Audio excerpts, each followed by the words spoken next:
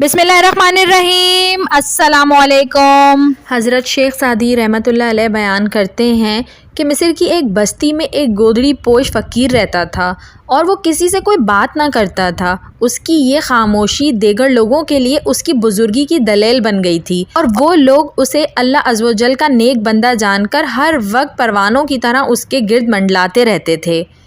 उस शख्स की शामत आमाल देखिए कि एक दिन उसके दिल में ख़याल आया कि जो इतनी मखलूक मेरे गिर्द जमा होती है ये सब मेरे साहिब कमाल होने की वजह से है और मुझे चाहिए कि मैं उन सब पर अपने कमाल ज़ाहिर करूं।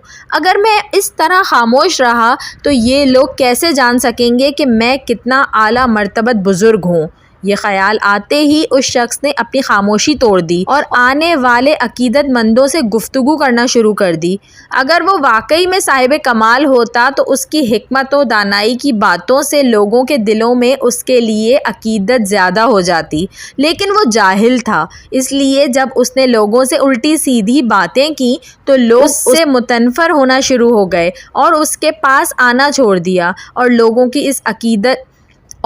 की उससे अकीदत ख़त्म हो गई। हज़रत शेख सादी रहमतुल्लाह अलैह ये वाक़या बयान करने के बाद फरमाते हैं कि ए अक्लमंद, खामोशी तेरे लिए बाइस इज़्ज़त है और ये ऐसा वस्फ़ है जो तेरी जहालत को छुपाता है। बस तुझ पर लाजिम है कि तू बग़ैर ज़रूरत के और बग़ैर सोचे समझे गुफ्तगू ना करे कि तेरे अयूब दूसरों पर ज़ाहिर हों।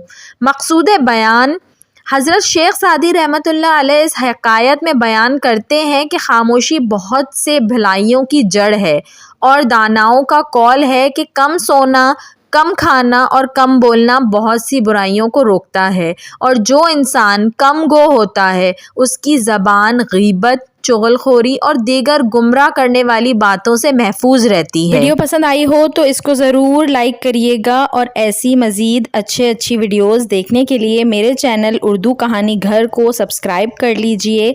Thanks for watching. अल्लाह हाफ़िज़।